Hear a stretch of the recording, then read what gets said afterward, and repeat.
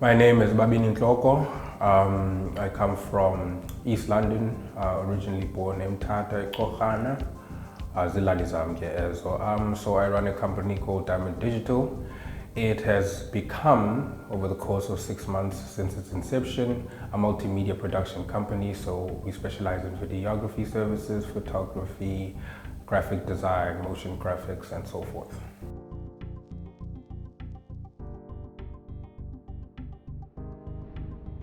So basically, I've always loved running my own, running myself, basically managing myself. I've always wanted to own something of my own. I remember as a kid, I used to draw comics with a best friend of mine, basically telling high school stories or primary school stories, well, in the context of what was happening. So it's always been my passion, and I feel like over the years it has just evolved to a sense that, okay, I've always wanted to be a creative and to create stuff rather than counting numbers or being a doctor, That's just not, it doesn't align with my personality.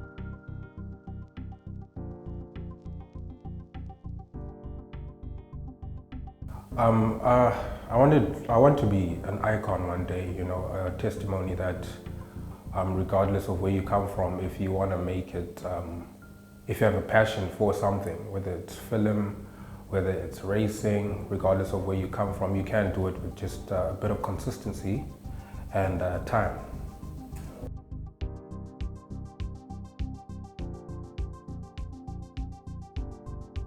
Not right now, not at the moment, but that is why I'm here.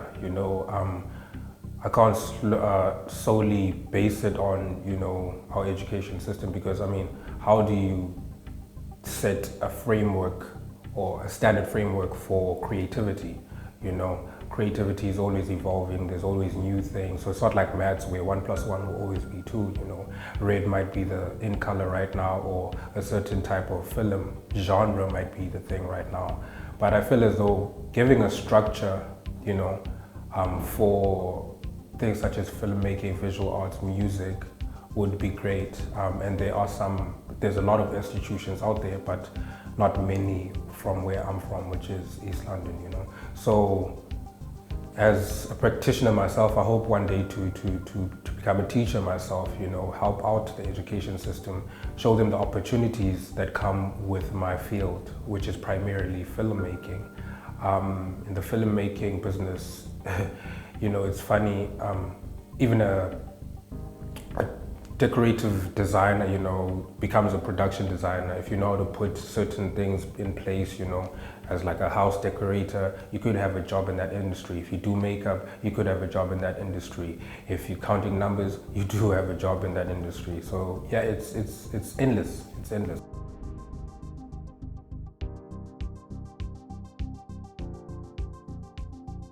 Yes, in terms of exposure, I've always watched films, and it's not something that I could imagine myself doing when I was a kid. Of course, I was just like, I enjoyed it, like the Dragon Ball Zs and all of this stuff.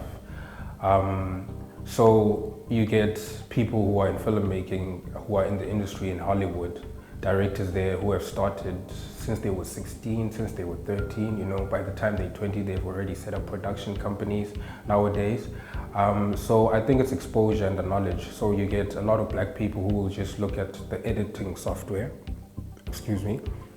I'll look just at the editing software and be like, nah, it's too complicated, but with YouTube as a resource, I have taught myself, I might have a degree in filmmaking, but when I started out, I was like, nah, I can do this. I can search it on YouTube and I can build myself, and learn. So allowing yourself to learn will alleviate, the whole cultural difference, allowing yourself to be exposed to different things would help, your success in the near future, right? So there's things like Black Panther, a lot of black people. There's a lot of black empowerment when it comes to the film industry. I feel like, but yeah, in terms of how films are received as well, because with the Oscars, not 5 years ago, which is like the most prestigious event of filmmaking, mostly white people were celebrated there.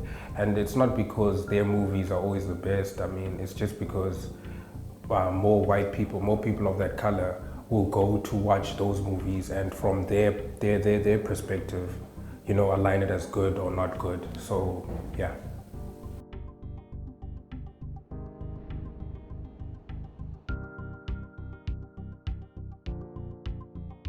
Resources, you know, resources. The hub has put itself as a pioneer in East London to provide us filmmakers or creators, I would say, with the resources needed to make our businesses successful. You know, our creative minds, to allow creativity to become monetized, basically. So they provide a lot of equipment that we're using right now to shoot. They provide networking spaces. You know, I've met a lot of people here that have showed me so much in a space of 4 months. You know, so it's very, I would say, it's information that is very, you can't put a price on it. It's very valuable. You know, you can't put a price, I can't put a price on the people that I've met here. You know, my manager, the people who started businesses before me, who have in a way become my mentors, you know. And so what I bring into this space is I hope to help elevate the space in terms of the experience that I have, you know, with being a person who was without for a long time, you know, how to do things without certain things, you know. You don't necessarily need 5 cameras to shoot a scene, you know. There's always another way to do something. So my innovation is something that I bring to the table.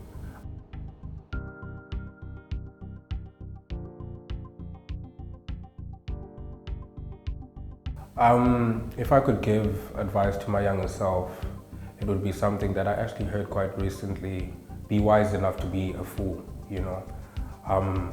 For a long time, you know, thinking that you know everything can limit you, you know. Always listen to other people's advice, especially on things that they know more about you. You can't do everything alone. You know, that's one thing I would definitely tell my younger self. Be humble in everything you do. Don't stop believing, even when times you know, get hard. Sometimes it's very hard to run a business. Sometimes it doesn't feel like it's going to work, you know. And yeah, that's about it.